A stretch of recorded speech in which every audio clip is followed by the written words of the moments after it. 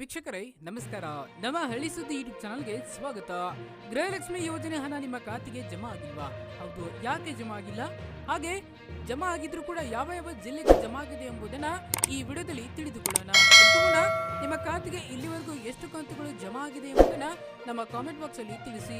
ಹಾಗೆ ನೀವೇನೇ ನಮ್ಮ ಚಾನೆಲ್ ಅನ್ನ ಸಬ್ಸ್ಕ್ರೈಬ್ ಆಗಿಲ್ಲ ಅಂತಂದ್ರೆ ಈ ಕೂಡಲೇ ಸಬ್ಸ್ಕ್ರೈಬ್ ಆಗಿ, ಹಾಗೆ ಬೆಲ್ ಐಕಾನ್ ಕ್ಲಿಕ್ ಮಾಡಿ ಆಲ್ ಅಂತ ಸೆಲೆಕ್ಟ್ ಮಾಡಿ, ಹಾಗೆ ನಮ್ಮ ವಿಡಿಯೋನ ಶೇರ್ ಮಾಡಿ. ಕರ್ನಾಟಕದ ಕಾಂಗ್ರೆಸ್ ಸರ್ಕಾರ 5 ಗ್ಯಾರಂಟಿ ಯೋಜನೆಗಳಲ್ಲಿ ಒಂದು ಗೃಹಲಕ್ಷ್ಮಿ ಮಹಿಳಾ ಸಬಲೀಕರಣಕ್ಕಾಗಿ ಸರ್ಕಾರ ಕೈಗೊಂಡ ಪ್ರಮುಖ ಯೋಜನೆ ಇದಾಗಿದೆ.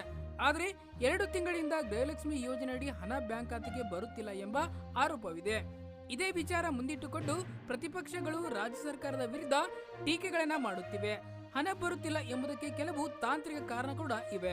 ಆ ಕಾರಣಗಳು ಏನು ಎಂಬುದನ್ನ ಇಲ್ಲಿ ನೋಡೋಣ. ಗೃಹಲಕ್ಷ್ಮಿ ಯೋಜನೆ ಕರ್ನಾಟಕ ಸರ್ಕಾರದ ಮಹತ್ವಾಕಾಂಕ್ಷಿ ಯೋಜನೆ ಆಗಿದೆ.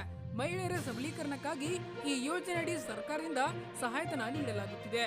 ಈ ಯೋಜನೆಯಡಿ ಕುಟುಂಬದ ಯಜಮಾನಿ ಮಹಿಳೆಗೆ ಮಾಸಿಕ 2,000 ರೂಪಾಯಿ ಅವರ ಆಧಾರ್ ಲಿಂಕ್ ಆಗಿರುವ ಬ್ಯಾಂಕ್ ಖಾತೆಗೆ ನೇರ ಜಮಾ ಮಾಡಲಾಗುತ್ತಿದೆ.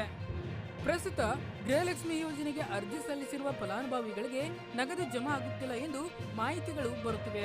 ಆದಾಯ ತೆರಿಗೆ ಮತ್ತು ಜಿಎಸ್ಟಿ ಪಾವತಿದಾರರೆಂದು ಅರ್ಜಿ ಸ್ಥಿತಿಯಲ್ಲಿ ಕಂಡು ಬಂದಿರುತ್ತದೆ. ಈ ಕುರಿತು ಮಹಿಳೆಯರು ಗೊಂದಲಗೊಂಡಿದ್ದಾರೆ. ಸಮಸ್ಯೆಗೆ ಪರಿಹಾರ ಏನು ಎಂಬುದನ್ನು ನೋಡೋದಾದ್ರೆ, ಅಧಿಕಾರಿಗಳು ಈ ಸಮಸ್ಯೆಯನ್ನ ಗಮನಿಸಿದ್ದು ಪರಿಹಾರವನ್ನ ಹೇಳಿದ್ದಾರೆ.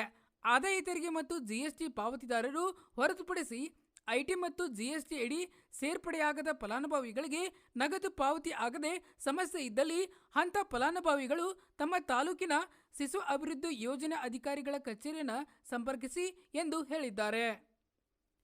ಈ ವೇಳೆ ದಾಖಲೆಗಳಾದ ಪಡಿತರ ಚೀಟಿ ಸಂಖ್ಯೆ, ಪ್ಯಾನ್ ನಂಬರ್, ಆದಾಯ ತೆರಿಗೆ ಇಲಾಖೆಯಿಂದ ನೀಡಿದ ಪತ್ರ, ವಾಣಿಜ್ಯ ತೆರಿಗೆ ಇಲಾಖೆಯಿಂದ ನೀಡಿದ ಪತ್ರ, ನೋಟರಿಯಿಂದ ಪಡೆದ ಪತ್ರ, ಆಡಿಟರ್ ಅವರಿಂದ ಪಡೆದ ಪತ್ರ, ಅರ್ಜಿದಾರರ ಮನವಿ ಪತ್ರವನ್ನ ನೀಡಬೇಕು. ಹೆಚ್ಚಿನ ಮಾಹಿತಿಗಾಗಿ ಶಿಶು ಅಭಿವೃದ್ಧಿ ಯೋಜನಾ ಅಧಿಕಾರಿಗಳ ಕಚೇರಿಯನ್ನ ಸಂಪರ್ಕ ಮಾಡಿ ಎಂದು ಮನವಿ ಮಾಡಿದ್ದಾರೆ. 2 ತಿಂಗಳ ಹಣ ಬಿಡುಗಡೆ. ಹೌದು, ಗೃಹಲಕ್ಷ್ಮಿ ಯೋಜನೆಯನ್ನ ಮಹಿಳಾ ಮತ್ತು ಮಕ್ಕಳ ಕಲ್ಯಾಣ ಇಲಾಖೆ ಮೂಲಕ ನಿರ್ವಹಣೆ ಮಾಡಲಾಗುತ್ತಿದೆ. ವರಮಹಾಲಕ್ಷ್ಮಿ ಹಬ್ಬಕ್ಕೆ ಗೃಹಲಕ್ಷ್ಮಿ ಯೋಜನೆಯ 2 ತಿಂಗಳ ಬಾಕಿ ಹಣವನ್ನು ಜಮೆ ಮಾಡಲಾಗುತ್ತಿದೆ ಎಂದು ಖಾತೆಯ ಸಚಿವೆ ಲಕ್ಷ್ಮಿ ಹೆಬ್ಬಾಳ್ಕರ್ ಅವರು ತಿಳಿಸಿದ್ದಾರೆ. ಸಚಿವರು ತಾಂತ್ರಿಕ ಕಾರಣಗಳಿಂದ 2-3 ತಿಂಗಳಿಂದ ಗೃಹಲಕ್ಷ್ಮಿ ಯೋಜನೆಯ ಮಾಸಿಕ ತಲಾ 2,000 ರೂಪಾಯಿ ಮನೆಯ ಯಜಮಾನಿಯ ಬ್ಯಾಂಕ್ ಖಾತೆಗೆ ಜಮಾ ಆಗಿಲ್ಲ.